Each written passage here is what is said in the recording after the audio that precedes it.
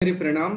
आज यशो विजय जी चौबीसी का हमारा 7वां सेशन है सुपार्श्वनाथ भगवान का जो स्तवन है उसके ऊपर हम विवेचन और उसका जो राग है उसको कैसे गाना है उसके बारे में जानेंगे। पिछले गुरुवार को हमने यशो विजय जी चौबीसी के जो 6 सेशन हुए थे उसकी एक क्विज रखी थी, उसकी टेस्ट रखी थी जिसका रिजल्ट इस सैटरडे को डिक्लेयर किया जाएगा। सो आप सभी की जानकारी के लिए और आज का सेशन शुरू करते हैं। मैं स्वागत करता हूं कल्पना जी और जैनी जी का जैन शाला की इस मंच के ऊपर। प्रणाम।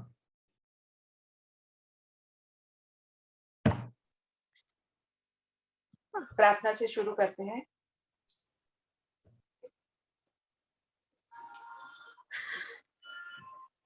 अर्हन्तो भगवन्त इन्द्रमहिता सिद्धाश्च सिद्धि स्थिता आचार्याजिन शासनोन्नतिकरा पूज्या उपाध्यायका श्री सिद्धांत सुपाठका मुनिवरा रत्नत्रयाराधका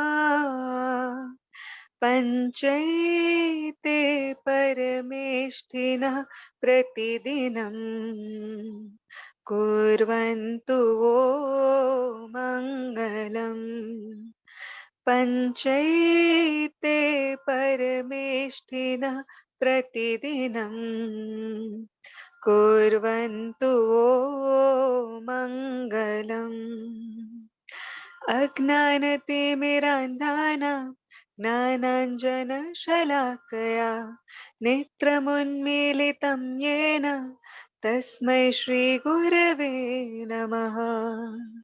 चञ्चच्चन्द्रमुखी प्रसिद्धमहिमा स्वाचन्द्यराज्यप्रदा नायासेन सुरासुरेश्वरगणैरभ्यर्चिता भक्तितः देवी संस्तुतवैभवामलयजा लेपाङ्गरङ्गद्युति सा मां पातु सरस्वती भगवती त्रैलोक्य संजीवनी। प्रणाम।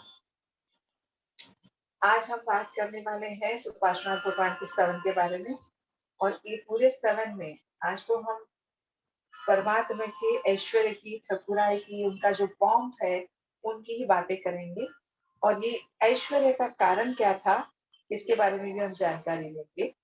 तो सबसे पहले मैं चैनी से कहूंगी कि मुखड़ा हमें गाकर सुनाए, फिर हम पहली गाथा के विवेचन से शुरू करें।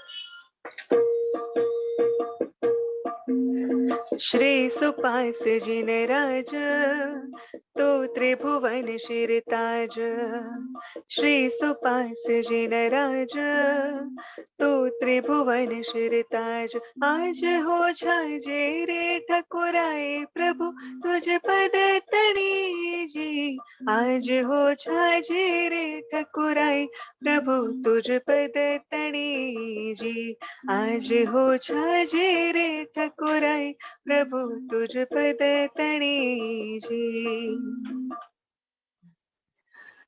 श्री सुभाष जिनराज तू त्रिभुवन शिरताज, परमात्मा को 3 भुवन के शिरताज बताया है सुपार्श्वनाथ भगवान को।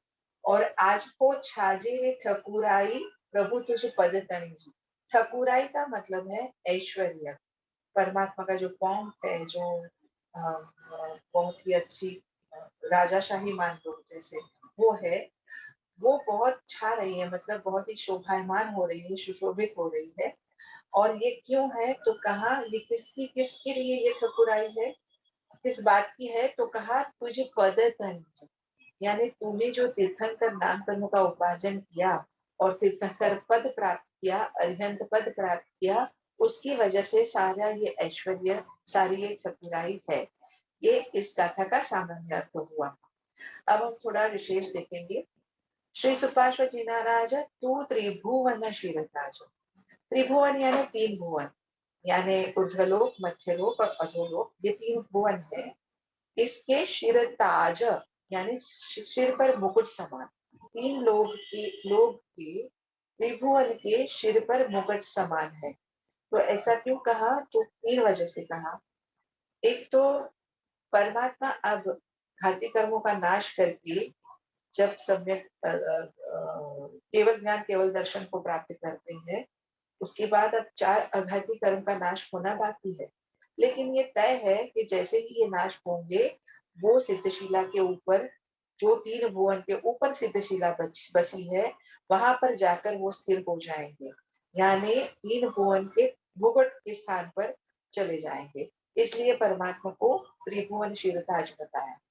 दूसरा कारण ये है कि जब परमात्मा समवसरण में देशना देने बैठते हैं, तो उनकी परिषदाओं में 3 भुवन के इंद्र, सभी देव नतमस्तक उन्हें वहां बैठते हैं और उनकी देशना को सुनते हैं।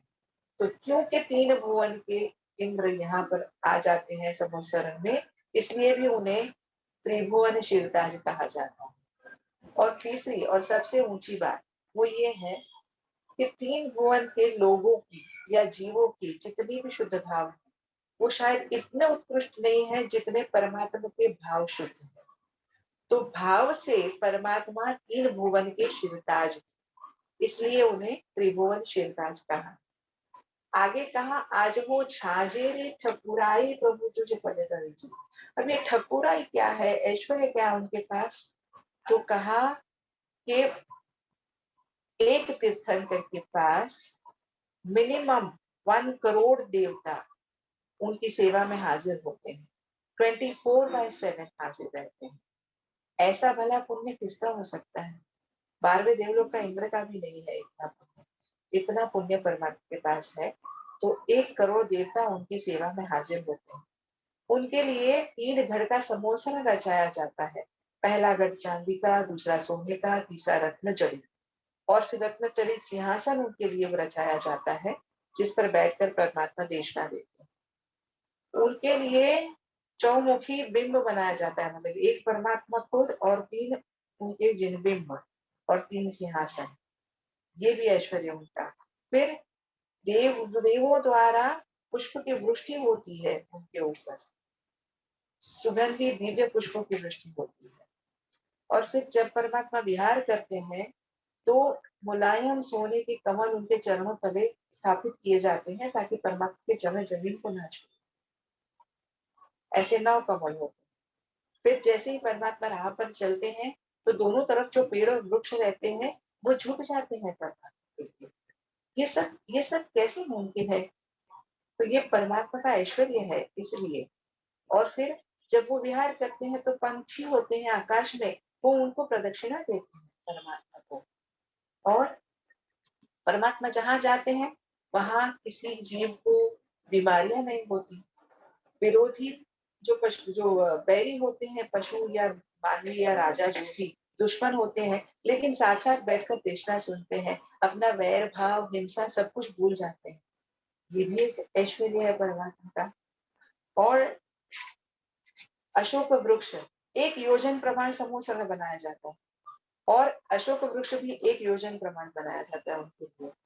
परमात्मा जहां चलते हैं, तो आगे आगे 1000 योजन ऊंचा धर्म ध्वज उनके साथ साथ चलता है, उनके आगे आगे चलता है, 7 नंबर के आगे आगे चलता है। इतना सारा ऐश्वर्य परमात्मा जो भुगत रहे हैं, वो किस लिए? तो कहा कि उन्होंने जो तीर्थंकर नाम कर्म का उपार्जन किया था, उसके फल स्वरूप उनका ये सारा ऐश्वर्य है। अब इसकी विशेष बात हम आगे करेंगे, तो जैनी से कहेंगे कि वो पहली गाथा हमें गाकर सुनाए और सिखाए। पहली बार सिर्फ सुनना, सेकंड टाइम रिपीट करना। श्री सुपास जिन राज, तू त्रिभुवन शिरताज।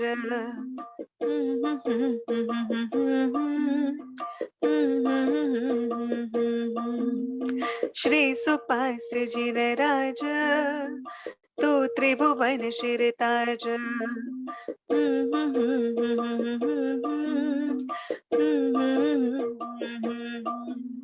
श्री सुपास जिन राज हो तू त्रिभुवन शिरताज। श्री सुपास जिन राज हो तू त्रिभुवन शिरताज। आज हो छाजे रे ठकुराई प्रभु तुझ पद तणी जी। आज हो छाजे रे ठकुराई प्रभु तुझ पद तणी जी। आज हो छाजे रे ठकुराई प्रभु तुझ पद तणी जी।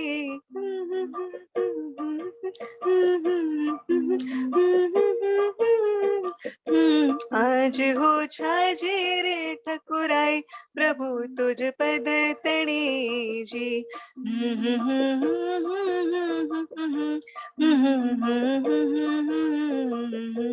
आज हो छाजे रे ठकुराई प्रभु तुझ पद तणी जी।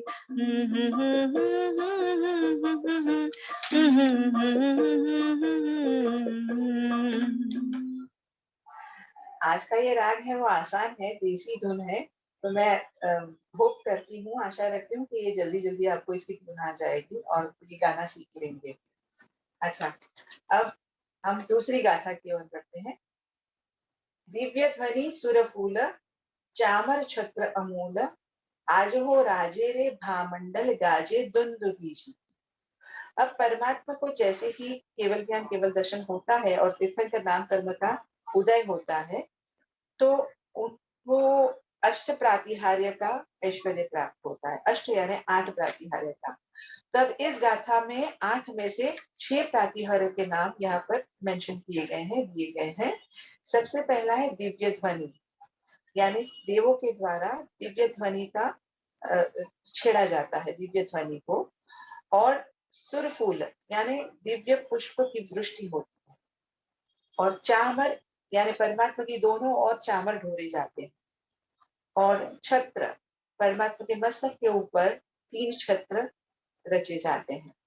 और भामंडल, ये 5वां है भामंडल। भामंडल यानी परमात्मा के मस्तक के पीछे की ओर एक तेज पुंज होता है जिसे भामंडल कहते हैं। ये भी परमात्मा की ठकुराई का एक हिस्सा है। और दुंदुभी, दुंदुभी यानी नगाड़े जैसा संगीत का नाद जो देव ऊपर आकाश में करते हैं, उसे दुंदुभी कहते हैं। तो ये 6 प्रातिहारों के नाम हमने बताए आपको। 8 में से अभी 2 आना बाकी। अब दिव्य ध्वनि, प्रभु बहुधा मालकों जो राग, जैसे महावीर प्रभु के लिए, प्रभु के लिए ये बात बहुत ही प्रचलित हुई है कि उन्होंने अंतिम देशना जो 16 प्रहर की थी, उसमें वो उन्होंने मालकों राग में शेर। खैर वो मालकों राग की अपनी विशेषता है, उसके बारे में बाद में बात करेंगे। लेकिन बहुधा परमात्मा मालकों राग आदि अन्य रागों में देशना देते हैं। तो उनका जो सुर होता है, उस सुर को ज्यादा दिव्य और लोकोत्तर बनाने के लिए देवता वहां पर बांसुरी जैसे वाद्य की दिव्य ध्वनि उत्पन्न करते हैं, निर्माण करते हैं, जो उसके सुर को, परमात्मा का सुर को ज्यादा दिव्य और लोकोत्तर बनाते हैं। तो ये दिव्य ध्वनि का नाद सतत बहता है ताकि इट एनहांसेस, जो भी परमात्मा बोलते हैं उस बात को ज्यादा उभारने की कोशिश करते हैं, ज्यादा दिव्य और लोकोत्तर बनाते हैं इसको। तो ये जो नाद होता है उसकी वजह से और एक फायदा क्या होता है कि वायुमंडल जो है वो बड़ा खुशबूदार हो जाता है, आसपास का वायुमंडल। और प्रसन्न चित्त हो जाते हैं जीवों के, ताकि देशना सुनने के लिए वो तत्पर हो सके। और ये उनको ऐश्वर्य क्यों प्राप्त हुआ, दिस इज वेरी इंपॉर्टेंट कि परमात्मा को इतना सारा ऐश्वर्य मिला, तो वो क्यों मिला, ये जानना जरूरी है। तो ये दिव्य ध्वनि का ये जो ऐश्वर्य उन्हें क्यों मिला, तो कहा कि परमात्मा ने पूर्व भव में सभी जीवों के प्रति मैत्री भाव का गुंजन किया था और करुणा भाव का गुंजार किया था परमात्मा ने पूर्व भव में। तो उसके फल स्वरूप मानो प्रकृति ने उन्हें ये दिव्य ध्वनि की भेंट ही दे दी। ओके, नेक्स्ट है सुरफूल, पुष्प वृष्टि। अब देवों द्वारा 5 वर्ण के खुशबूदार पुष्प की वृष्टि होती है परमात्मा के ऊपर, जहां जहां परमात्मा जाते हैं वहां, बल्कि नहीं जाते तो भी समूह शरण में उनकी वृष्टि होती ही रहती है। तो ये पुष्प की वृष्टि की जब जो करते हैं, तो क्या होता है कि जिस मार्ग से जीव यानी प्राणी और मनुष्य आते जाते हैं, उस मार्ग पर भी ये पुष्प की वृष्टि होती है। तो क्या जैसे इंसान कोई चलकर आता है तो पुष्प पर पैर रखकर आता है ना, तो कहीं उनको पीड़ा होती है? नहीं होती है। परमात्मा का पुण्य ही इतना होता है, इनका प्रभाव इतना होता है कि वो जो मार्ग पर गिरे हुए पुष्प होते हैं, उन पर प्राणियों के और मनुष्य के पैर लगने के बावजूद उन पुष्पों को कोई पीड़ा नहीं होती है। ऐसा परमात्मा का प्रभाव है। ये भी एक ऐश्वर्य पुण्य है परमात्मा का। और पुष्प के 2 गुण होते हैं, एक तो वो सुगंधी होते हैं और दूसरा उनका सौंदर्य अच्छा होता है, क्योंकि दिव्य पुष्प है। तो ये क्यों हुआ? ऐसा ऐसा ऐश्वर्य परमात्मा को क्यों प्राप्त हुआ? तो कहते हैं पूर्व भव में परमात्मा ने सद्गुणों की सुगंध फैलाई थी और सुकृतों का सौंदर्य फैलाया था। तो मानव प्रकृति ने उन्हें ये दिव्य ध्वनि की भेंट दी। तो ये हो गई दूसरे प्रातिहार्य की बात। अब हम तीसरे प्रातिहार्य की ओर बढ़ेंगे, चामर। चामर यानी परमात्मा के दोनों ओर देवता चामर को ढूंढते हैं, जैसे हम भी आरती के वक्त या मंदिर में चामर ढूंढते हैं, वैसे परमात्मा को तो वो देवता खुद करते हैं। ये चामर की विशेषता कैसी है कि वो ना नीचे झुकते हैं और फिर ऊपर उठते हैं, फिर झुकते हैं, फिर ऊपर उठते हैं। मानो ये बताते हैं कि जो यहाँ परमात्मा शरण में आता है, परमात्मा की शरण में जो परमात्मा के चरणों में झुक जाता है यानी समर्पित हो जाता है, उस आत्मा का ऊर्ध्वगमन निश्चित ही होने वाला है। ऐसा ये चामर बता रहे हैं। झुकते हैं, फिर ऊपर उठते हैं, फिर झुकते हैं, यानी हमें बार बार परमात्मा को झुकना है, परमात्मा को समर्पित होना है, तभी हमारे आत्मा की उन्नति हो सकती है। अच्छा, ये चामर का ऐश्वर्य परमात्मा को क्यों मिला? तो कहा कि परमात्मा ने पूर्व भव में स्नेह के इतने चामर ढोरे हैं, स्नेह रूपी चामर जीवों के ऊपर ढोरे हैं कि प्रकृति ने इस भव में चरम शरीरी जब वो थे, तभी इस भाव में परमात्मा ने उनको ये चामर की भेंट दी थी। राइट। अब नेक्स्ट है छत्र। तो 3 छत्र होते हैं परमात्मा के सर के ऊपर। अब 3 क्यों? तो कहा आधि, व्याधि, ये पूर्व भव की बात कर रहे हैं। पूर्व भव में परमात्मा ने आधि, व्याधि और उपाधि से जो त्रस्त जीव थे, बड़े दुखी दिन दुखियारे जीव थे, उनको छत्र प्रदान किया था, उनको आसरा दिया था, उनको रक्षण दिया था। और इसलिए प्रकृति ने मानो उनको उस अच्छी बात के लिए, उस शुभ कार्य के लिए इस भव में उन्हें 3 छत्र की भेंट प्रदान कर दी। आगे है भामंडल। अब भामंडल किसे कहते हैं? कि परमात्मा के मस्तक के पीछे एक दिव्य तेज पुंज सा होता है, जिसे भामंडल कहते हैं। तो ये इतना प्रकाशित होता है ये भामंडल, तो ये भामंडल की भेंट क्यों दी? तो कहा कि परमात्मा ने पूर्व भव में जो भी स्थानक तप की आराधना की थी, वो निर्मल सम्यक दर्शन के उजियारे प्रकाश के साथ की थी। तो इसी के फलस्वरूप उन्हें ये भामंडल भेंट रूप मिला है प्रकृति से।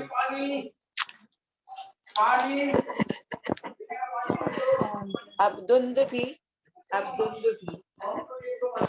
दुंदुभी यानी देवता आकाश में, गगन में, ऊपर जहां जहां परमात्मा जाते हैं, वहां वहां मानो परमात्मा डिक्लेरेशन के लिए, जैसे परमात्मा आए हुए हैं, इसकी डिक्लेरेशन, इसकी घोषणा करते हैं मानो। इसलिए ऊपर गगन में नगाड़ों के साथ संगीत बजाते हैं, नाद बजाते हैं, इसे दुंदुभी कहते हैं। तो ये दुंदुभी का नाद देवों ने क्यों ऐसा बजाया और ये भेंट परमात्मा को क्यों मिली? तो कहा कि पूर्व भव में जिन शासन का नाद हर जीव को सुनाने का निर्धार किया था परमात्मा ने, शासन का नाद हर जीव को सुनाने का निर्धार किया था, और इसके लिए उन्होंने अपने हृदय में करुणा और मैत्री भाव का नाद भी जगाया था। तो इस उनके पुण्य की वजह से, इस सुकृत सद्भावना की वजह से उन्हें इस भव में ये दुंदुभि की भेंट मानव प्रकृति ने दी है। तो हमने इस 6 प्रातिहार्य की बात करी 8 में से, और अब इस गाथा को हम जैनी से सीखेंगे।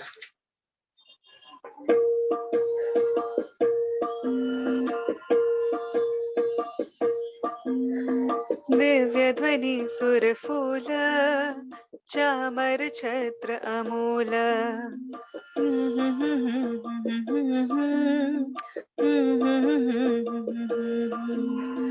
दिव्य ध्वनि सुरफूल हो चामर छत्र अमूल,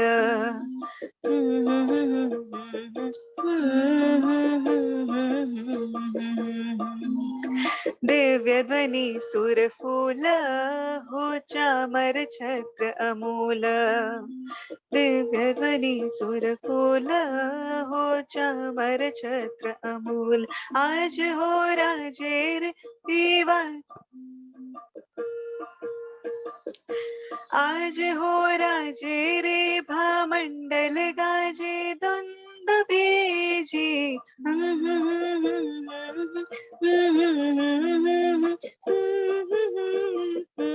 आज हो राजे रे भामंडल गाजे द्वंद भेजी,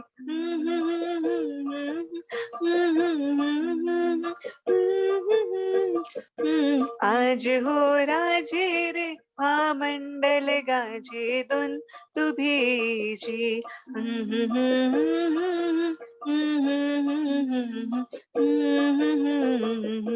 आज हो छाजे रे ठकुराई प्रभु तुझ पद तणी जी,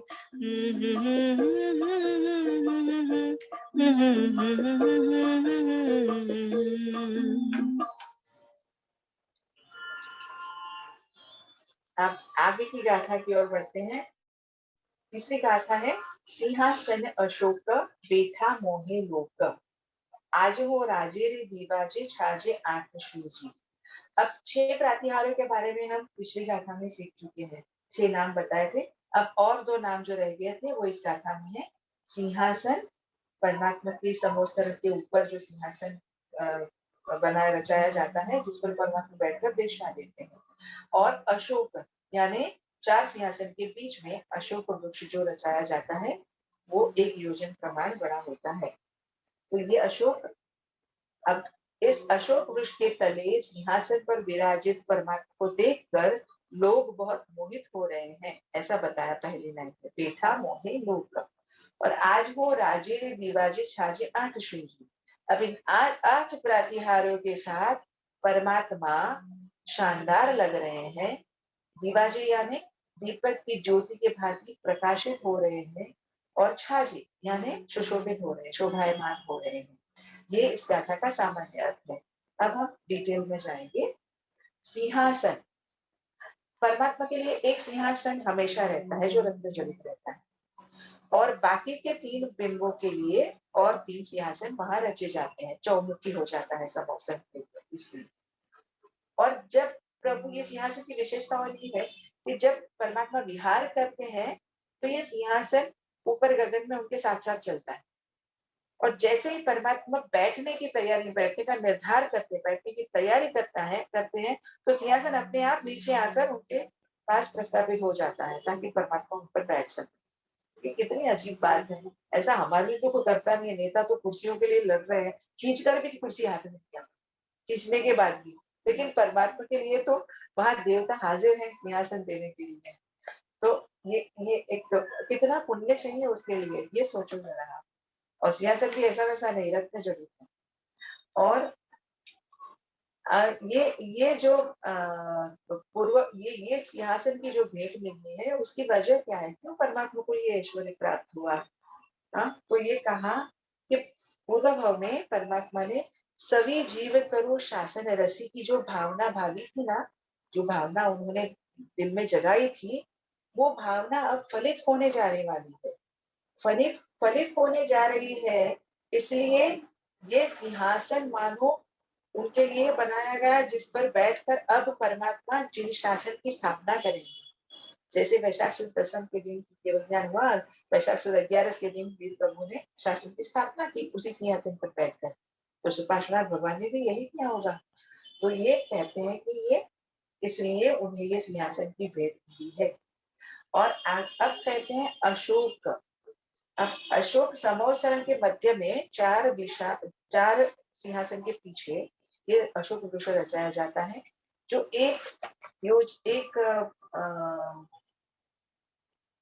एक योजन प्रमाण चौड़ा होता है, समोसरण जितना होता है। यानी इसकी शीतल छाया में सभी जीव बैठ सकते हैं, तो जितने भी समोसरण में आते हैं।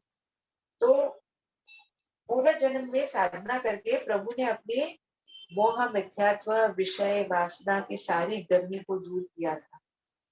इतना नहीं, अपनी गर्मी को तो दूर कर दी, लेकिन अब वो इस भाव में अन्य जीवों की भी ये जो गर्मी है, मोह से संतप्त जीव हैं, उनको शीतलता प्रदान करने के लिए तो है परमात्मा यहाँ पर। इतनी शीतलता प्रदान करते हैं हर एक जीव को, वो मोह से संतप्त जीवों को। तो इसलिए उन्हें ये भेंट दी गई है अशोक वृक्ष की, जो छाया भी देता है और शीतलता भी देता है। तो परमात्मा जी भी वही काम करते हैं, वो छाया भी देते हैं और शीतलता भी दी है, उन्होंने पहले भी दी थी और अभी भी दे रहे हैं। तो नेचुरली ये उपहार तो उनके लिए बनता ही है, प्रकृति से उन्हें मिलना ही चाहिए। इसलिए उन्हें ये अशोक, इसका फायदा सिर्फ परमात्मा को हुआ ऐसा नहीं है, शीतलता सिर्फ परमात्मा को मिल रही है अशोक वृक्ष की ऐसा नहीं, जितने भी जीव उनके शरण में आते हैं सभी को ये अशोक वृक्ष शीतलता प्रदान करता है। तो कितना पुण्य कमाया होगा परमात्मा ने, तब जाकर उन्हें ये ऐश्वर्य प्राप्त हुआ। तो ये सिंहासन अशोक, उस पर बैठे परमात्मा को अशोक वृक्ष के तले सिंहासन जो रचा गया है, उस पर बैठकर परमात्मा जब देशना दे रहे हैं, तो उनको देखकर लोग मोहित हो रहे हैं और उनकी ये ठकुराई, उनका ये ऐश्वर्य देखकर भी लोग बहुत मोहित हो रहे हैं। ये इस गाथा का सार है। अब ये गाथा हम जैनी से सीखेंगे। सिंहासन अशोक बैठा मोहे लोक,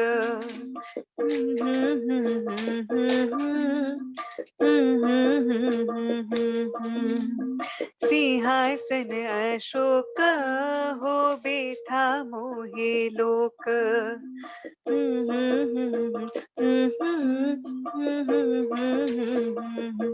आज हो राजे रे दीवाजे छाज आठ शोजे,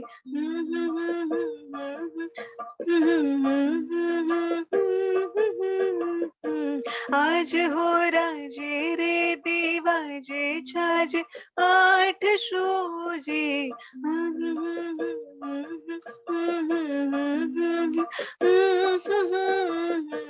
आज हो राजे रे दीवाजे छाज आठ शोजे,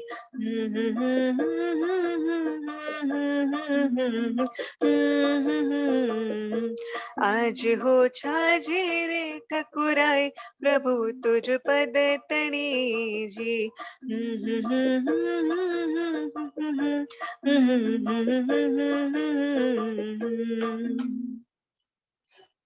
अब चौथी गाथा की ओर बढ़ते हैं।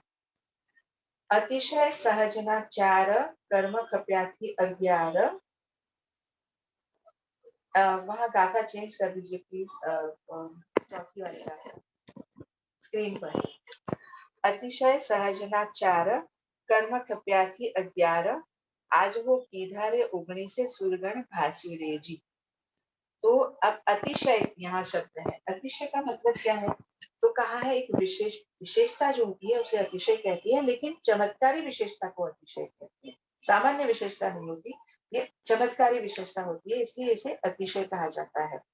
तो ये अतिशय परमात्मा के सहज से यानी जन्म से 4 है। कर्म खप्याथी 11, कर्म के नाश होने से ये 11 अतिशय का निर्माण होता है। ये कर्म कौन से कर्म? तो कहा खाती कर्म, यानी मोहनीय, दर्शनावरणीय, ज्ञानावरणीय और अंतराय। इस 4 कर्मों के पूर्णतया नाश करने पर परमात्मा को केवल ज्ञान, केवल दर्शन होता है। और ये 4 कर्मों के नाश होने से ये 11 अतिशय का निर्माण होता है। इस 11 अतिशय का कारण यह है कर्मनाश, ये कारण है। और आज वो पीधारे 19 सूर्यगण भासुले। अच्छा, 34 टोटल अतिशयों में 4 सहज के हो गए और 11 कर्मनाश से हो गए, यानी 15 हो गए। और बाकी जो 19 हैं वो देवता द्वारा रचना की जाती है उन अतिशयों की। तो ये मेंशन किया हुआ है इस गाथा में, ये बताया गया है। इसका सामान्य अर्थ ये है, अब इसकी विशेष बातों पे आएंगे। तो अतिशय सहजना यानी मूल से, जन्म से जो अतिशय है वो 4। तो वो कौन से हैं? तो कहा अद्भुत रूप। He is the most handsome. Arihant परमात्मा is the most handsome guy in the world. इससे ज्यादा हैंडसम कोई हो ही नहीं सकता है, इतना अद्भुत रूप।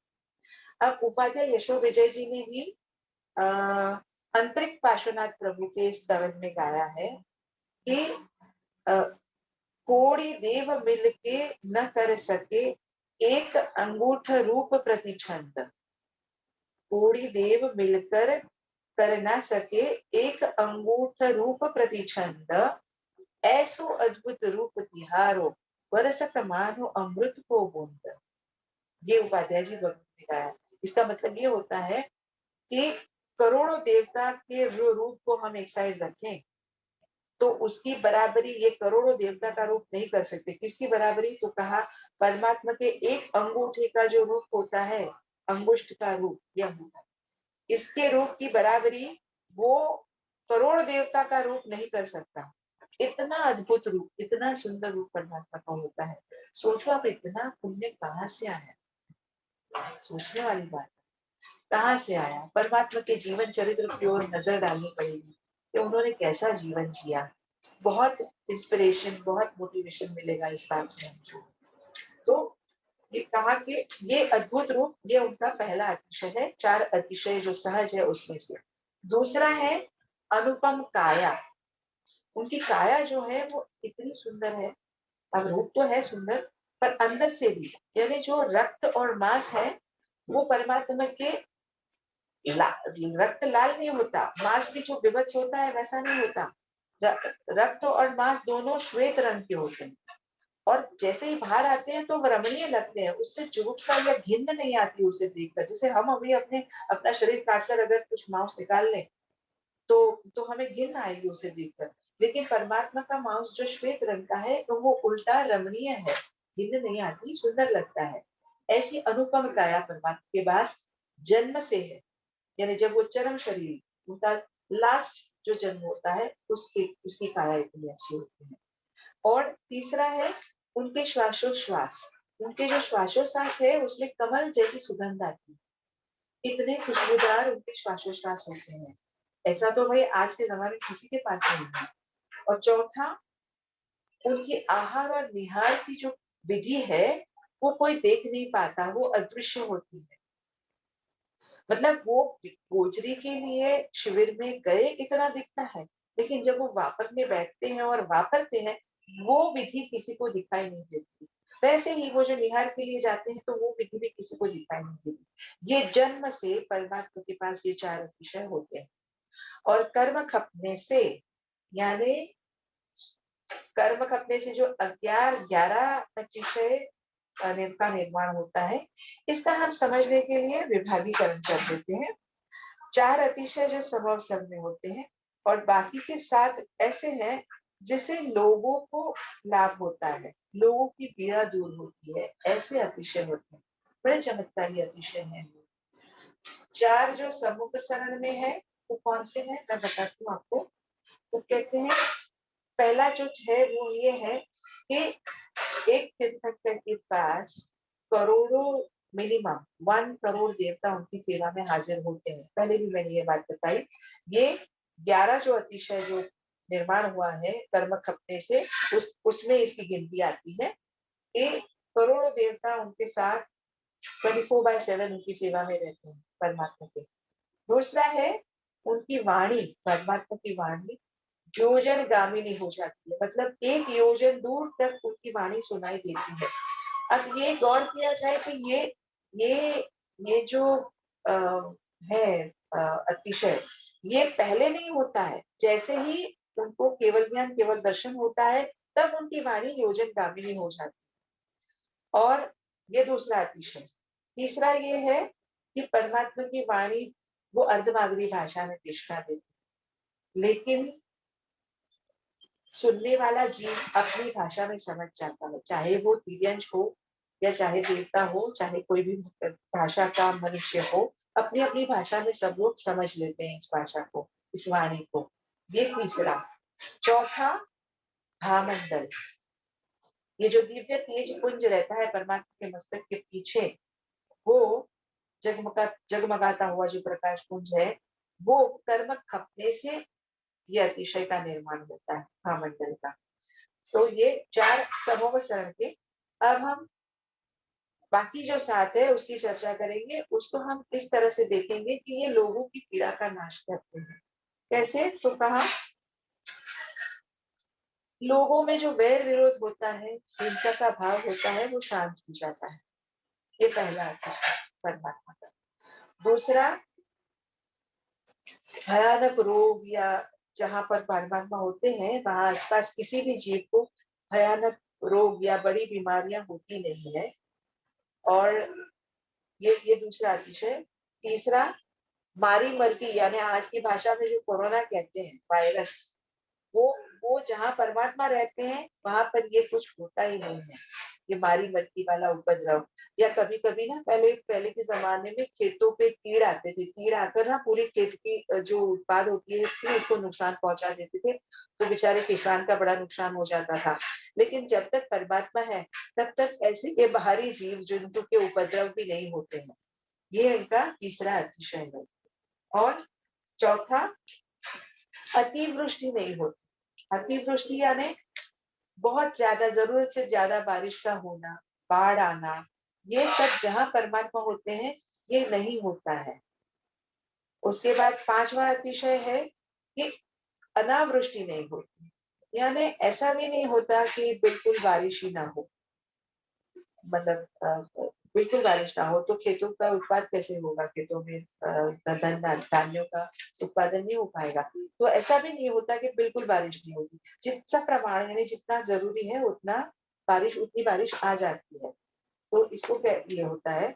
और उसके बाद का जो अतिशय है वो है कि सूखा नहीं होता कभी भी, यानी फैमिन जिसे कहते हैं। ये कभी, जब तक जहां तक परमात्मा है, जहां है परमात्मा जब तक है, सूखे का कोई प्रॉब्लम कभी आता ही नहीं है।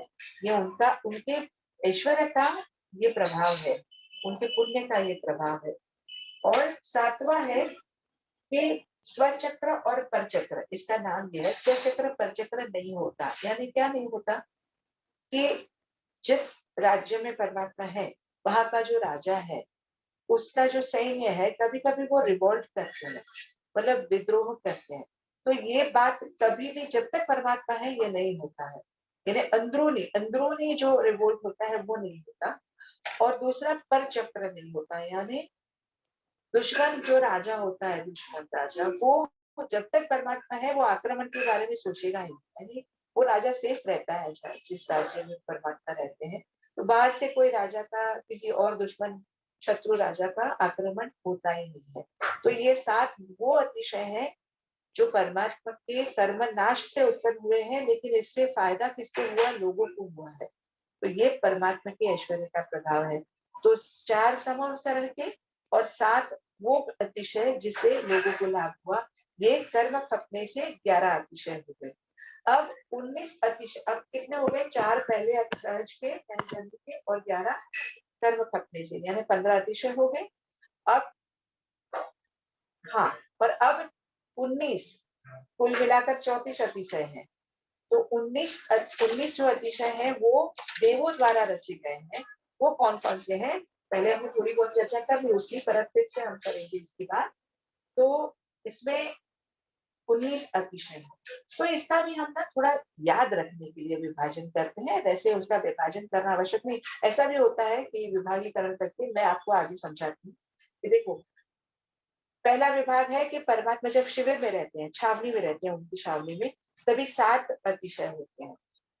परमात्मा जब समोसर में बैठे होते हैं तो 6 अतिशय होते हैं। परमात्मा जब विहार करते हैं तो बाकी के 6 होते हैं। तो ये 7, 6 और 6 कुल मिलाकर 19 अतिशय होते हैं। अब जब शिविर में होते हैं परमात्मा तब क्या होता है, तो कहते हैं कि वो जो अष्टप्रातिहारी के बारे में हमने सोचा था ना 8 वाले, उसमें से 6 यानी भामंडल और दिव्य ध्वनि इसको छोड़कर बाकी के 6 परमात्मा के शिविर में, जब परमात्मा शिविर में रहते हैं तब उनके साथ रहते हैं। यानी सिंहासन, अशोक वृक्ष सब परमात्मा के साथ रहता है। जब वो शिविर में होते हैं तब। और 7वां अतिशय होता है शिविर में, वो होता है कि मिनिमम जघन्य से 1 करोड़ देवता उनकी सेवा में हाजिर होते हैं। ये अतिशय। हाँ, ये इसकी हमने सामान्य से चर्चा पहले की थी, ये गिनती में अभी आ रहा है 34 अतिशय में। तो ये जगन्य से 1 करोड़ देवता परमात्मा की सेवा में हाजिर होते हैं। तो ये हो गए 7, ये हो गए जब परमात्मा शिविर में है। दूसरा जब वो समोवसरण में है, जब वो समोवसरण में है तो कौन से अतिशय होते हैं? पहला होता है जलवृष्टि, वो शीतल से ठंडे-ठंडे जल का वो स्प्रिंकल होते रहता है वो, जिससे ठंडक बनी रहती है। और वायु अनुकूल होता है, और सिर्फ अनुकूल होता है ऐसा नहीं, सुगंधी भी होता है वो वायु। तो ये दूसरा अतिशय। तीसरा 3 गढ़ वाला समोवसरण, ये समोवसरण में ही होता है। 3 गढ़ वाला समोवसरण, पहला चांदी का, दूसरा सोने का, तीसरा रत्न जड़ित, ये समोवसरण होता है। चौथा धर्म चक्र, वो जो बीच में चक्र होता है और आसपास 2 किरण होते हैं, ये जो धर्म चक्र है वो परमात्मा के समक्ष वहां होता है। और चतुर्मुख भगवान, ये भी एक अतिशय। देखो ऐसा हमारा तो कभी ऐसा नहीं होता, अभी मैं बोलने बैठी हूँ तो मेरे 3 बिंब तो है नहीं जो चारों तरफ उसकी चेष्टा करेंगे, जो मेरे शब्दों को पहुंचा पाएंगे। ऐसा अतिशय तो कहीं भी नहीं है आजकल। लेकिन परमात्मा का पुण्य ऐसा है कि ताकि चारों ओर से जीव उनकी देशना को सुन सके, इसलिए ये अतिशय देवों द्वारा रचा जाता है। तो ये चतुर्मुख भगवान, ये भी एक अतिशय। छठा है कि परमात्मा के केश यानी बाल, रोम यानी रोमटे और नाखून, ये 3 कभी भी ग्रो नहीं होते, बढ़ते नहीं है। ये भी देवों द्वारा ही किया होता है चमत्कार।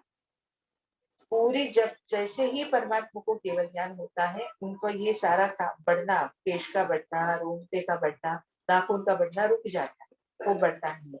ये भी एक अतिशय है। और ये हो गए 6।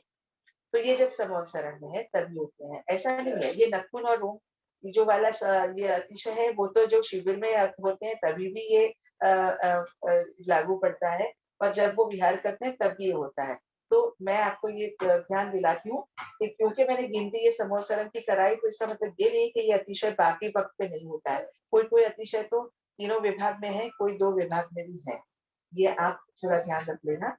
अब तीसरा है कि विहार के समय क्या होता है? परमात्मा जब विहार में होते हैं, तो जैसे मैंने पहले बताया, देव है ना वो 9 कमल की रचना करते हैं, मुलायम कमल की रचना करते हैं, और जैसे ही परमात्मा के चरण जमीन को चल विहार करते हैं और परमात्मा के चरण जमीन को छूने वाले होते हैं, तो ये कमल वहां पर प्रस्थापित किए जाते हैं सब।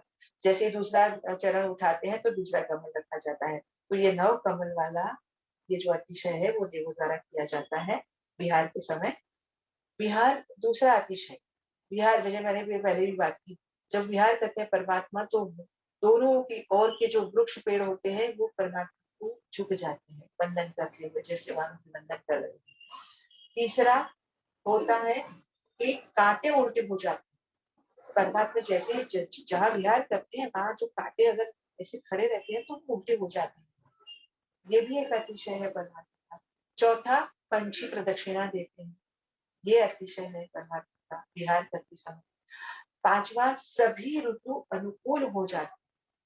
अब ये ऋतु अनुकूल तो परमात्मा संवत्सर में होते हैं तब भी होता है, इसलिए मैं कहती हूँ गिनती हम तो 19 की गिनती कर रहे हैं, पर इसका मतलब ये नहीं कि वो विहार के समय ही अतिशय होता है। वो बाकी 2 विभाग में भी हो सकता है, तीनों विभाग में भी हो सकता है ये अतिशय। तो सभी मौसम अनुकूल हो जाते हैं। अब देखो आजकल की स्थिति कैसी, हमारे हमारे देखो पुण्य कहो या पाप कहो, हमारे पुण्य कितने निर्माल है, मतलब छिछरे हैं, और या तो हमारे पाप ज्यादा बढ़ गए हैं। क्या आजकल तो मौसम का कोई ठिकाना ही नहीं है। बारिश में गर्मी लगने लगती है, गर्मी में बारिश आने लगती है, ठंडी में भी बारिश आने लगती है, कि एक ही ऋतु में 3 ऋतु दिखाई दे जाते हैं कभी-कभी तो। तो एक ही दिन में कभी-कभी 3 दिन में 3 ऋतु दिखाई दे पड़ती है। तो ये सब क्यों हो रहा है? क्योंकि ऐसे परमात्मा जैसे महापुरुष अभी हमारे आस-पास विद्यमान नहीं है, तभी हमारे पुण्य कमज़ोर पड़ जाते हैं। लेकिन उस वक़्त के आप सोचो उस वक़्त के लोगों का परमात्मा का तो पुण्य इतना प्रबल है कि अतिशय सारे हैं। लेकिन उस वक़्त जो जीव जन्म लेते हैं परमात्मा के समक्ष आ सकते हैं, उनका पुण्य तो देखो कितना प्रबल कह सकते हैं वो हमारी तुलना में। तो ये कहा कि सभी ऋतु अनुकूल हो जाती हैं और छठा कहा कि सहस्त्र योजन प्रमाण धर्म ध्वज जब परमात्मा विहार करते हैं तो सबसे आगे 1000 योजन ऊंचा धर्म ध्वज यानी जो झंडा कहते हैं जिसको वो लहराता है परमात्मा के आगे आगे परमात्मा की ठकुराई को जैका जैसे डिक्लेरेशन करते हैं जैसे वो ऊपर देव भी दुंदुभी का नाद करके जो डिक्लेरेशन करते हैं परमात्मा हाजिर हो रहे हैं वो छड़ी पुकारते हैं ना परमात्मा के लिए कि क्या वो देवाधिदेव तृणभुवन नाथ पधार रहे हैं और छड़ी पुकारी जाती है तो ऐसे ये धर्म ध्वज भी मानो ना घोषणा करता है कि तीनों भुवन के शिवताज अभी पधार रहे हैं ऐसा उनका पुण्य है और ये हो गए 6 विहार के समय के तो अभी मैंने आपको गिनवा दिए हैं कि शिविर के 7 समवसर के 6 और विहार के 6 सब मिला के हो गए 19 लेकिन इसका मतलब फिर से कहती हूँ ये नहीं है कि जो समवसर का अतिशय है वो विहार के समय नहीं है ऐसा नहीं है सिंहासन समवसरण में भी है सिंहासन विहार के वक्त भी है तो ऐसा भी होता है कि 19 में से कुछ अतिशय ऐसे हैं जो 2 विभाग में भी है कोई तीनों विभाग में भी है तो ये आपने समझाने के लिए मैंने समझा दिया तो ये हो गए अतिशय सहजनाचार कर्म खप्याथी 11 और आज हो पीठारे उगड़ी से सूरगण भासुरे जी सूरगण यानी मैंने बताना भूल गई हूँ मैं सूर्य यानी देव गण यानी समूह और भासुरे का अर्थ एक जगह पे मैंने पढ़ा था मैंने ढूंढा इसका अर्थ मुझे मिला नहीं लेकिन एक जगह पे मिला वो था ज्येष्ठ यानी बड़ा यानी जो देवों के बड़े गण होते हैं बड़े समूह होते हैं यानी बहुत संख्या में बड़े वो वो सब देव परमात्मा के 19 अतिशयों का निर्माण करते हैं ठीक है तो ये इस चौथी गाथा का विवेचन हो गया अब हम चौथी गाथा जैनी से सीखेंगे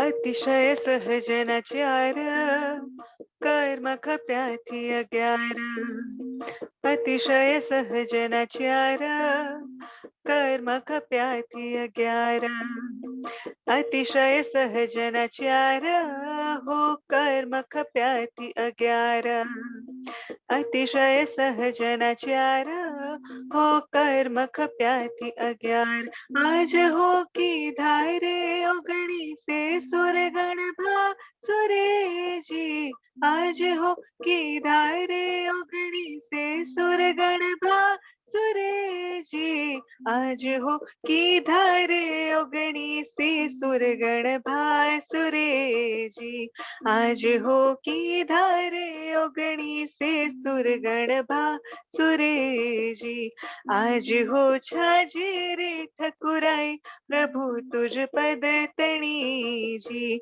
आज हो छाजे रे ठकुराई प्रभु तुझ पद तणी जी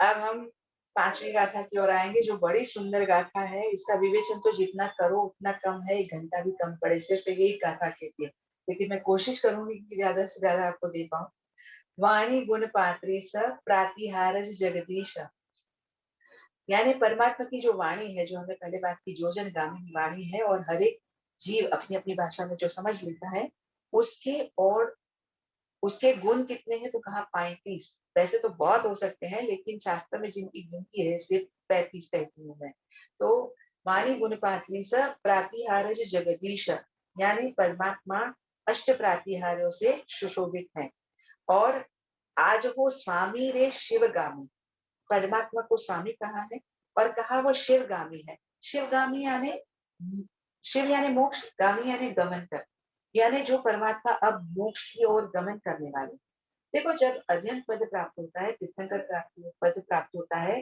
तो 4 घाती कर्मों का नाश हुआ होता है और 4 आघाती कर्मों का नाश अभी बाकी होता है, लेकिन वो डेफिनेटली उसका नाश होने वाला है और डेफिनेटली परमात्मा मोक्ष की ओर प्रस्थान करने वाले हैं और सिद्धशिला पे विराजित होने ही वाले हैं, ये तय है। इसलिए उन्हें शिवगामी कहा कि शिव की तरफ अब अज्ञान परमात्मा गमन करेंगे, क्योंकि इस वक्त बात किसकी हो रही है? परमात्मा के अष्टप्रातिहार्य और 34 और उनके अतिशय और उनके ठकुराई के बारे में। तो ये ठकुराई तो तब थी जब अज्ञान परमात्मा देह के साथ विराजित थे। मतलब ये आज हो छाज, मतलब वही बता रहे हैं ना कि हाँ वो उनको दिख रहा है कि ये सब बना हुआ है और ये सब अतिशय है उनके, इसको like we are the spectators हाँ, वैसे। हाँ, हाँ, हाँ, हाँ, हाँ, हाँ, आज हो हाँ, वो मैं इस बात पर आती हूँ जो कहती है वो। आज हो स्वामी रे शिवगामी वाचक यश थुण्यो जी। अब वाचक यश यानी उपाध्याय यशो विजय जी। थुण्यो, थुण्यो शब्द का अर्थ है स्तवना, स्तवना करना। तो उपाध्याय जी भगवंत ने ये परमात्मा के अष्ट प्रातिहार्य 34 अतिशय और वाणी के 35 गुण को कहकर परमात्मा की स्तवना की है, यशो विजय जी ने ऐसा बताते हैं। तो अब इसके विषय अर्थ की ओर आते हैं। इससे पहले ये इस बात पर आते हैं जो जैनी ने बताई कि we are the spectators of परमात्मा के जो ये ऐश्वर्य है उसके स्पेक्टेटर्स है। देखो पूर्व भव में तो हम हो चुके होंगे एक्चुअली स्पेक्टेटर्स, क्योंकि हम अनादिकाल से हमारी और आपकी भ्रमणा भी अनादिकाल से हो रही है। तो हमने क्या कभी किसी भाव में अरियन परमात्मा को नहीं देखा होगा? हम भी कभी तो समोसरण गए होंगे और देखा होगा खुद परमात्मा को।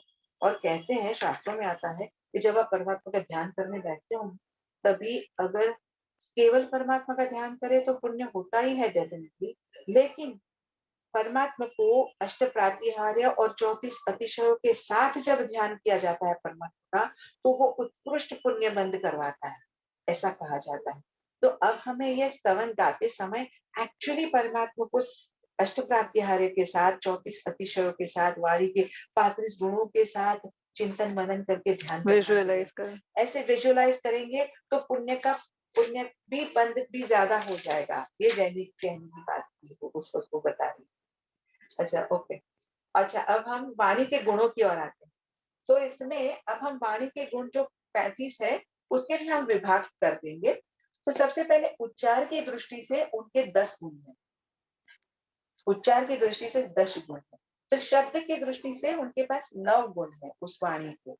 और फिर आता है अलंकार की दृष्टि से, यानी दोष राहित्य, ये without any follies, without any error के साथ की जो वाणी है वो वैसे 8 है। और लास्ट में आता है अर्थ, यानी पदार्थ की दृष्टि से।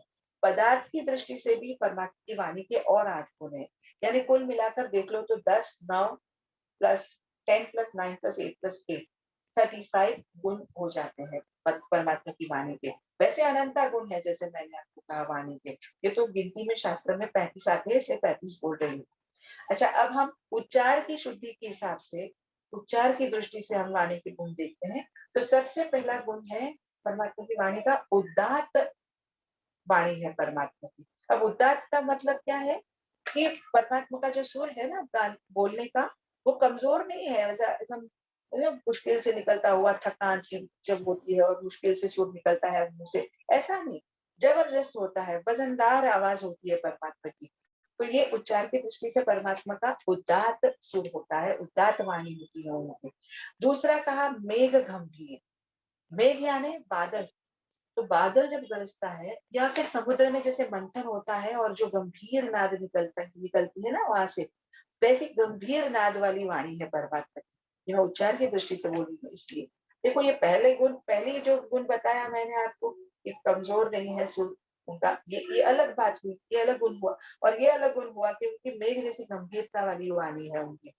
अब तीसरा है प्रतिनाद युक्त, यानी एको। परमात्मा जो बोलते हैं वो फिर एको होकर हर जगह फैलता है, आवाज वो फैलती है। तो ये प्रतिनाद युक्त उनकी उनकी वाणी होती है। चौथा कहा संगीत युक्त, जैसे मैंने कहा मालकों आदि राग में वो वाणी का प्रचार कर रहे हैं। तो ये यानी उनकी वाणी कैसी है? संगीत का काम क्या है पता है? संगीत का काम है कि रस का निर्माण करना और ड्राई नहीं, लोगों का एंटरटेन करना। संगीत का काम ही ये होता है। तो परमात्मा की उनकी जो वाणी है वो भी संगीत युक्त है, यानी वो रसीली भी है और लोगों को खुश भी करती है। एंटरटेन भी करती है, ऐसे। और जो पांचवा गुण है स्निग्ध, परमात्मा की वाणी स्निग्ध और मधुर होती है। स्निग्ध यानी गीली गीली सी वाणी, भीनी भीनी सी वाणी, जो हमारे हृदय को भी भीनी कर दे, हमारे हृदय को छू ले, भीना कर दे, संवेदनशील बना दे, वैसी उनकी आवाज उनकी वैसी होती है। और मधुर होती है, मीठी मीठी वाणी होती है, सुनने से आह्लाद होता है। ऐसी अमृत जैसी मीठी मधुर परमात्मा की वाणी है। छठा गुण है परमात्मा की वाणी विविक्त है।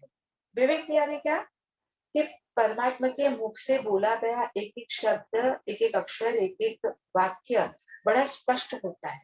मतलब ऐसा नहीं कि एक दो एक, ये पहले शुरू में तो बहुत मोटी आवाज थी और बाद में इतनी कम हो गई कि बाद में लास्ट लास्ट वर्ड क्या बोले समझ में नहीं आया, ऐसा नहीं होता। देखो हमें ना ये परमात्मा की वाणी के गुण देखकर ना हमें ये पता सीखने को मिलता है कि हमारी वाणी कैसी होनी चाहिए। ये हमें सीखने को मिलता है यहाँ से। तो बड़े ध्यान से सुनना, बड़ी very, I found this very interesting. So let's see आगे बढ़ते हैं, आपको कितना इंटरेस्ट बढ़ता है। अब सातवां गुण है परमात्मा का कारक विपर्यास रहित। परमात्मा की वाणी कारक विपर्यास रहित होती है। यानी जो ग्रामर व्याकरण के जो रूल्स होते हैं ना, जैसे कर्ता कर्मा, फिर एक वचन द्विवचन बहुवचन, स्त्रीलिंग पुल्लिंग नपुंसकलिंग, ये होता है ना जो बातें ग्रामर की, उसमें ये कहा कि वो उसकी विपर्यास रहित, यानी उसमें गलती कहीं भी नहीं होती।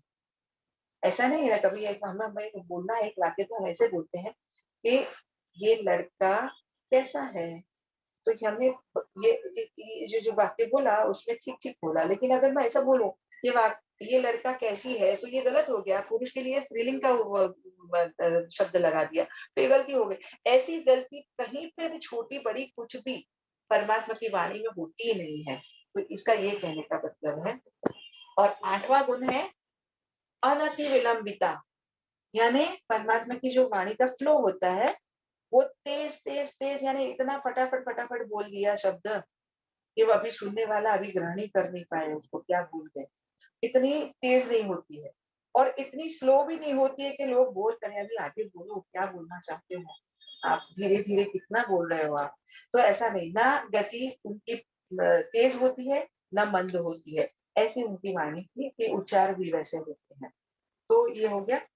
फिर सत्व प्रधान होती है परमात्मा की वाणी, ये नौवा गुण उच्चार की दृष्टि से बोल रही हूँ मैं।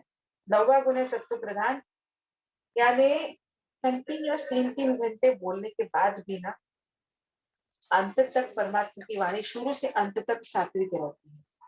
कभी भी उनमें छिछली बात नहीं आती, सात्विक, उनकी उच्चार भी सात्विकता भरी होती है उनके। और लास्ट है अखेद, यानी 3 घंटा बोलने के बावजूद ना परमात्मा को खेद होता है ना सुनने वाले को, यानी ना परमात्मा को कंटाला आया भी बहुत बोल दिया, ऐसा कभी नहीं होता। और ना सुनने वालों को ऐसा लगता है कि अरे बस बहुत सुना अब सही और ज्यादा नहीं सुन पाते, ऐसा कभी भी नहीं होता। वो बुढ़िया की नहीं हमने स्टोरी सुनी थी पहले कि वो बेचारी लकड़े लकड़े लेकर आती है और फिर सुन झुकती है लकड़ा उठाने के लिए और फिर अंत तक वैसे ही खड़ी रहती है सुनने की, रसीली वाणी की परमात्मा की। तो ये 10 गुण हो गए उच्चार की दृष्टि से। अब हम आगे बढ़कर इस शब्द के दृष्टि से उनकी जो वाणी के गुण है उसके बारे में बात, 9 गुण है उनके बारे में बात करेंगे। परमात्मा की वाणी अभिजात्य है। अभिजात्य यानी जो शब्द के प्रयोग किए जाते हैं, यानी वक्ता जो शब्द का प्रयोग करता है वो उसकी अपनी आंतरिक भूमिका के अनुसार करता है। तो परमात्मा का खुद का व्यक्तित्व तो कितना महान ऊंचा है, तो नेचुरली जो शब्द प्रयोग किए जाएंगे वो कितने उच्च कोटि के होंगे। तो परमात्मा की वाणी के शब्द का चुनाव बड़ा महान होता है, उच्च कोटि का चुनाव होता है, इसलिए उनकी वाणी अभिजात्य कही जाती है। दूसरा है परमात्मा की वाणी संस्कारी है, यानी शब्द रचना लक्षणवंती होती है, शब्दालंकार और अर्थालंकार के साथ होती है उनकी। तो ये कैसी होती है कि श्रोता की आतुरता बरकरार है, उनकी जिज्ञासा भी बरकरार रहती है ना। अब आगे क्या बोलेंगे परमात्मा, अब आगे क्या बोलेंगे परमात्मा, चलो सुनते हैं, ऐसी रहती है। तो इसको कहते हैं संस्कारी वाणी रहती है उनकी परमात्मा की। तीसरा है उपचार परित। अब उपचार परित यानी सभ्यता वाली वाणी रहती है परमात्मा की। यानी सभ्यता का मतलब क्या है, जब श्रोतागण जो होते हैं ना उनका स्वागत और सम्मान का ध्यान रखकर बोली जाती है। कभी भी वाणी में किसी को नीचा दिखाने का भाव नहीं होता, ऐसे शब्द प्रयोग नहीं होते जिससे सामने वाले को लगे कि ये मेरा इंसल्ट हो रहा है, ऐसा उसे कभी नहीं लगेगा। ऐसी परमात्मा की वाणी, देखो हमें कितना सीखने को मिलता है। हम तो कैसे होता है ना, थोड़ा बहुत हमारे पास कुछ गुण आ जाता है, तो उसी गुण का किसी में अभाव देखते हैं तो हम उसे तुच्छ दृष्टि से देखते हैं। तो हमारी वाणी में भी, हाँ पता है तू कितने पानी में है, ऐसा बोल भी देते हैं कभी। तो ये ऐसा बोलना, ये संस्कारी वाणी नहीं है, ये तुच्छता दर्शाती है। तो ऐसा परमात्मा, परमात्मा के पास तो कितने गुण है और वो देख रहे हैं हम सबको कि हम, हमारी हमारी क्या लेवल है, श्रोतागण की लेवल क्या है। लेकिन फिर भी वो कभी उनका, ऐसे निर्गुणी होते हैं श्रोता, फिर भी उनका सम्मान और स्वागत का ध्यान रखकर वो वाणी बोलते हैं, शब्द का चुनाव ऐसा करते हैं। तो उपचार परित उनकी वाणी रहती है। चौथा है शिष्ट वाणी रहती है, यानी जैसे सज्जन महापुरुष बोलते हैं ना, वैसी उनकी वाणी रहती है, यानी विवेक वाली होती है। सज्जन पुरुष हमेशा विवेक के साथ बोलते हैं। देखो इसका तो बहुत लंबा विस्तार हो सकता है, लेकिन अभी हमारे पास समय की मर्यादा है, मैं ज्यादा नहीं बोल पाऊंगी। तो और ये कहा कि अपने स्व सिद्धांतों के अनुसार पदार्थ को कहने वाली वाणी होती है, इसलिए उसे शिष्ट वाणी कहते हैं। और पांचवा है उचित वाणी। उचित यानी औचित्य से भरी वाणी होती है, अर्थात जो बोल होते हैं वह प्रकरण के अनुसार, मतलब जो प्रकरण छेड़ा गया है उस प्रकरण के अनुसार होते हैं, उस प्रस्ताव के अनुसार होते हैं और उस देश के अनुसार होते हैं। देखो औचित्य का मतलब, जैसा देश वैसी भाषा बोलो। कभी हम अभी आज के लिए उनकी भाषा, चलो शहर भाषा में ट्रांसफर होके ट्रांसलेट होकर ही सब सुन सकते थे, लेकिन आज का वक्ता भी अगर सफल होना चाहता है तो वो क्या करेगा, जैसा देश वैसी भाषा का उपयोग करेगा और जैसा काल वैसी भाषा। तो ये परमात्मा की वाणी भी ऐसी होती है, प्रकरण, प्रस्ताव, देश और काल को ध्यान में रखते हुए औचित्य पूर्ण वाणी होती है उनकी, इसलिए उन्हें उचित वाणी कहते हैं। और छठा गुण है हृदयंगम, यानी परमात्मा की वाणी के बोल ऐसे, शब्द ऐसे होते हैं कि जो सीधा हृदय में उतर जाते हैं और और हृदय को मीठे लगने वाले होते हैं और श्रोता इसलिए उस वाणी में लीन हो जाते हैं। आगे कहा कि परमात्मा, सातवां गुण है परमात्मा की वाणी चित्रकारी। और चित्रकारी का अर्थ है आश्चर्यकारी, मतलब विस्मय पैदा करने वाली वाणी होती है। कैसे कि एक एक बोल पे इतना रस का अनुभव होता है कि जैसे मानो मुरली बज रही है, और जैसे मुरली का नाद सुनकर सांप जैसे जो डोलने लगता है, वैसे सभी जीव डोलने लगते हैं। अभावी जीव भी उनकी वाणी से डोलने लगते हैं। तो ऐसा उनकी अरे ये आश्चर्य है ना, ये अभावी भी डोलने लगे उनकी वाणी से। तो ये ऐसी उनकी चित्रकारी वाणी है। आठवां गुण है अद्भुत वाणी है, यानी his speech is a novelty of the world. वो इतनी अद्भुत उनकी वाणी है कि 12 देवलोक के इंद्र भी आते हैं, सुनते हैं, गणधर सुनते हैं, महर्षि सुनते हैं, वो भी विस्मय पा जाते हैं। अरे इतना सुंदर, इतना अच्छी बात, इतनी अच्छी बात परमात्मा बता रहे हैं, तो उनकी वाणी इतनी अद्भुत लगती है उनको। तो सामान्य जनता को तो कितनी अद्भुत लगी उनकी वाणी। तो ऐसा ये कहा। और इसकी अद्भुत इसलिए भी है कि उनकी जैसी वाणी किसी और की नहीं है, ये अद्वितीय है वाणी। और 9वां गुण है प्रशंसनीय है वाणी की। देखो जब गणधर और महर्षि और इंद्र जब उनकी प्रशंसा करें तो सामान्य जनता तो करेगी ही उनकी प्रशंसा। तो ये शब्द की दृष्टि से 9 गुण मैंने बता दिए। अब आगे हम देखेंगे अलंकार, दोष राहित्य दोष, बिना दोष के जो ये गुण है उनके वाणी के, वो मैं आपको बताती हूँ। पहला है दाक्षिण्य। दाक्षिण्य यानी सरलता, बोलने में भी सरल, समझने में भी सरल, ऐसी परमात्मा की वाणी है। दूसरा है उनकी वाणी है असंदेहता, यानी सुनने के बाद कोई शंका को, संदेह को स्थान ही नहीं रहता, इतनी निश्चित, क्लियर वाणी होती है परमात्मा की। तीसरा है विभ्रमादि वियुक्त। विभ्रमादि वियुक्त यानी सुनकर हम भ्रम में नहीं हो जाते, यानी मान लो एक अर्थ में परमात्मा ने एक बात बताई और हमने दूसरे अर्थ में समझ ली और भ्रम में चले गए, ऐसा कभी नहीं होता। परमात्मा जिस बात को जैसे परोसते हैं वैसा ही वो ग्रहण किया जाता है, यानी कोई भ्रम होने का चांस ही नहीं होता। ऐसी विभ्रम आदि वियुक्ति होती है। और चौथा गुण है अन्योत्तरहीन। अब अन्योत्तरहीन यानी अन्य कोई दोष भी नहीं होता है परमात्मा की वाणी में। क्यों? कि ये सर्वज्ञ की वाणी है, इसलिए कोई दोष नहीं होता है। देखो पाखंडी भी बहुत आते हैं परमात्मा के समोत्सरण में, जो परमात्मा की बात को मानते नहीं है, वो ऐसे ही आ जाते हैं समोत्सरण में। लेकिन जब परमात्मा कुछ बोलते हैं तो कोई दोष ही नहीं निकाल पाते उसमें से, कि अब मैं ये पाखंडी को निकाल, अब मैं अभी पकड़ू परमात्मा को, अब उसके बात पे उनको उल्टा साजा मतलब साबित कर दूं कि ये आपकी बात गलत है। ऐसा बहुत सोचकर आते हैं वो लोग पाखंडी, समोवचरण में आते हैं। लेकिन परमात्मा की वाणी इतनी दोष रहित होती है कि वो ढूंढ ही नहीं पाते एक ही दोष, और तब तो यही बोलते हैं हाँ जी परमात्मा जी आपकी बात बहुत सही है, सच्ची है, सच्ची है। जैसे ही समोवचन से बाहर निकलते हैं तो एक दूसरे को ऐसे कहते हैं एक दूसरे को कि देखो कैसा पाखंडी है, सबको अपनी माया जाल में फंसा लिया है, वाणी का जो विलास है वो दिखाकर वो ऐसे कर ऐसा बोलते हैं बाहर निकलकर। लेकिन परमात्मा के समक्ष उनकी हिम्मत ही नहीं होती कुछ भी विरोध करने की या दलील करने की। क्यों? कि वाणी में कोई दोष है ही नहीं। पांचवा गुण है अप्रकीर्ण अप्रसुत, यानी रेलेवेंट। जो विषय चल रहा है, जिस जो बिना संबंध के कोई बात होती नहीं है, जो जो विषय चल रहा है, जिस बात का प्रतिपादन होता है, उस बात से संबंधित ही दूसरी बात की जाती है, रेलेवेंट बात, इररेलेवेंट बात नहीं होती। छठा गुण है अव्याघात वाली वाणी, यानी मतलब एक कथन अगर किया गया तो उससे संबंधित ही दूसरा कथन किया जाएगा, दूसरे कथन के संबंधित ही तीसरा कथन किया जाएगा। ऐसे उसको इन्हें नो कॉन्ट्राडिक्शन, जो जो बात बताई गई उस उसके कॉन्ट्राडिक्टिंग दूसरी बात नहीं बताई जाती है। लेकिन देखो मैं आपको बताऊं, वेदों में एक बात आती है, वेद में एक जगह ऐसा लिखा है कि किसी भी जीव की हिंसा नहीं करनी चाहिए, ऐसा वेद में एक जगह लिखा है।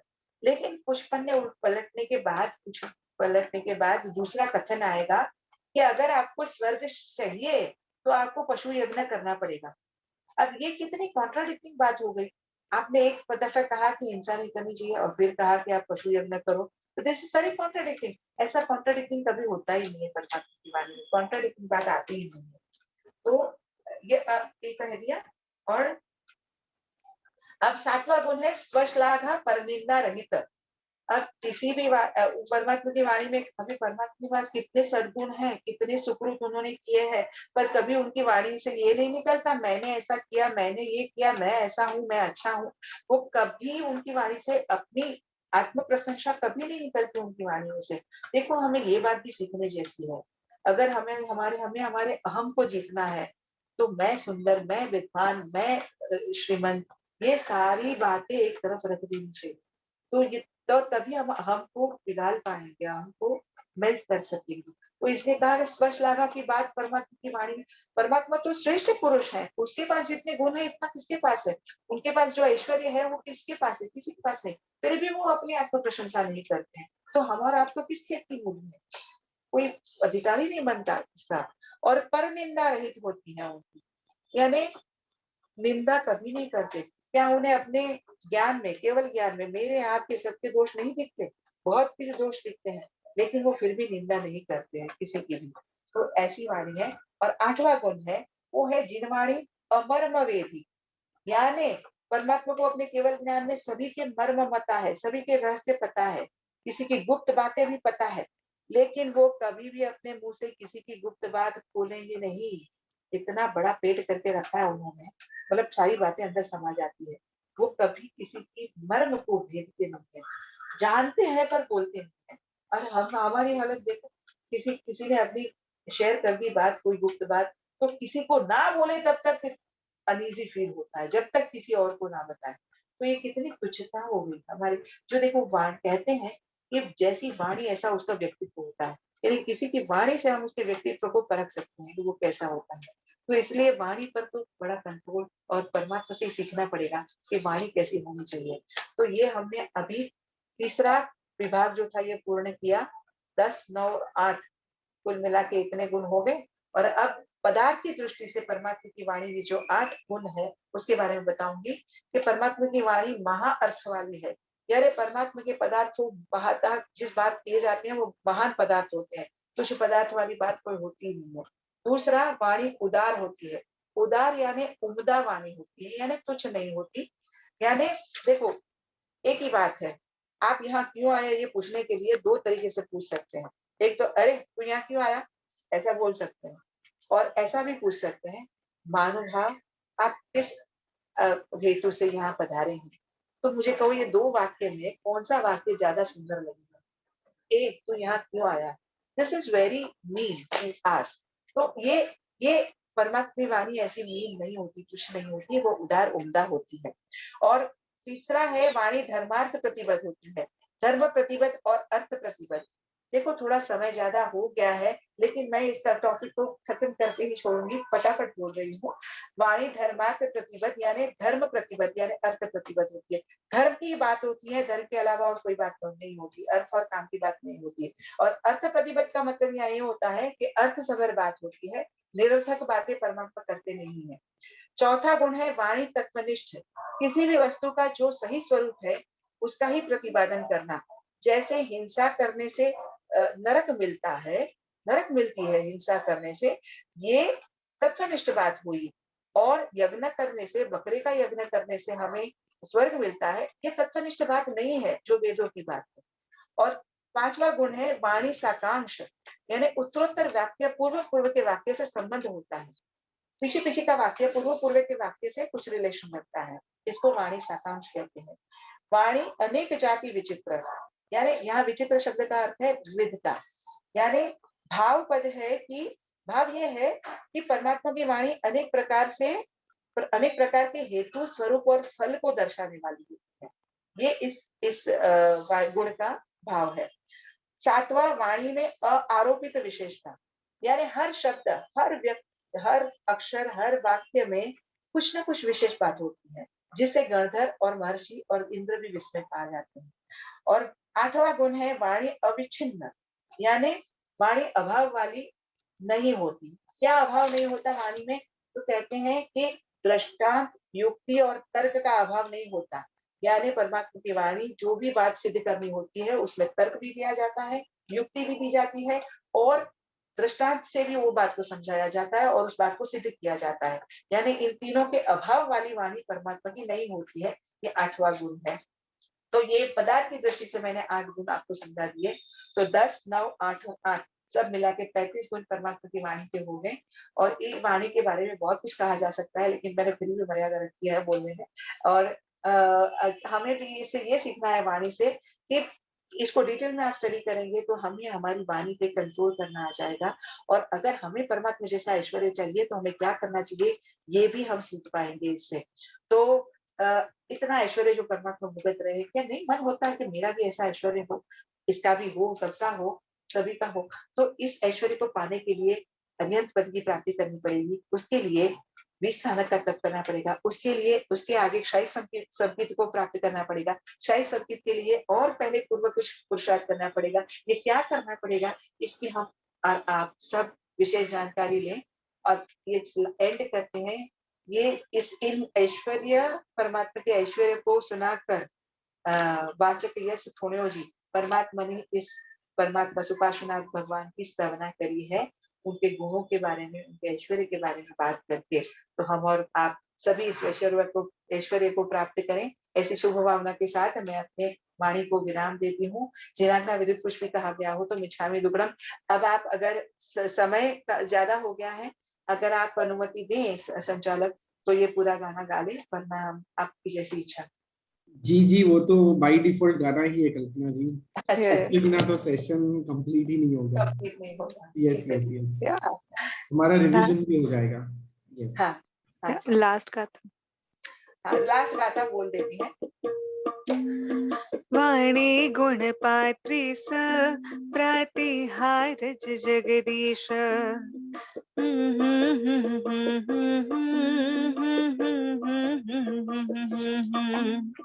वाणी गुण पात्री स प्रतिहारज जगदीश।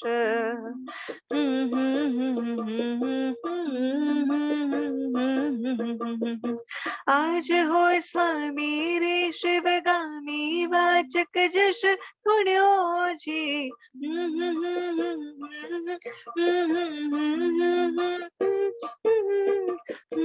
आज हो स्वामी रे रे शिवगामी वाचक जश थोड्यो जी। आज हो स्वामी रे शिवगामी वाचक जश थोड्यो जी। आज हो छाजे रे ठकुराई प्रभु तुझ पद तणी जी। अभी मैं पूरा स्तवन गाऊंगी, मेरे साथ गा लीजिएगा। इसमें ट्यून सिमिलर है सब गाथा की, इसलिए डिफिकल्ट नहीं होगा। श्री सुपास जिन राजा तो त्रिभुवन शिरताज। श्री सुपास जिन राजा हो तो त्रिभुवन शिरताज। आज हो छाजे ठकुराई प्रभु तुझ पद तणी जी। आज हो छाजे रे ठकुराई प्रभु तुझ पद तणी जी। आज हो छाजे रे ठकुराई प्रभु तुझ पद तणी जी। दिव्य ध्वनि सुर फूल हो चामर छत्र अमूल। दिव्य ध्वनि सुर फूल हो चामर छत्र अमूल। आज हो राजे रे मंडल गाज तुंद भेजी। आज हो छाजे रे ठकुराई प्रभु तुझ पद तणी जी। सिंहासन अशोक हो बैठा मोहे लोक। सिंहासन अशोक हो बैठा मोहे लोक। आज हो राजे रे दीवाजे छाज आठ शोजी। आज हो राजे रे दीवाजे छाज आठ शोजी। आज हो छाजे रे ठकुराई प्रभु तुझ पद तणी जी। अतिशय सहज नचार हो कर्म खप्याथी अज्ञार। अतिशय सहज नचार हो कर्म खप्याथी अज्ञार। आज हो की धारे ओगणी से सुरगण भासुरे जी।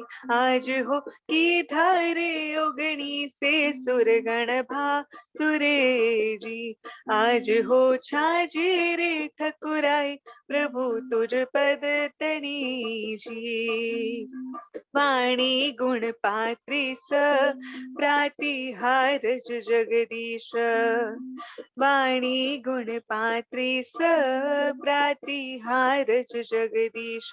आज हो स्वामी रे शिवगामी वाचक जश थोड्यो जी। आज हो स्वामी रे शिवगामी वाचक जश थोड्यो जी। आज हो छाजे रे ठकुराई प्रभु तुझ पद तणी जी। आज हो छाजे रे ठकुराई। आज हो छाजे रे ठकुराई। आज हो छाजे रे ठकुराई प्रभु तुझ पद तणी जी।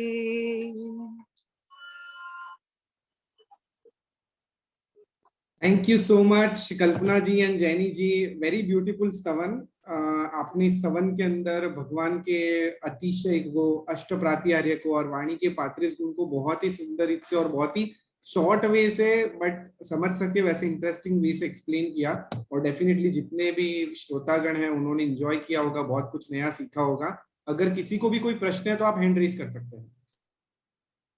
कोई प्रश्न है तो आप हैंड रेज कर सकते हैं, नहीं तो हम आज हाँ हीना जी आप प्रश्न पूछ सकते हैं।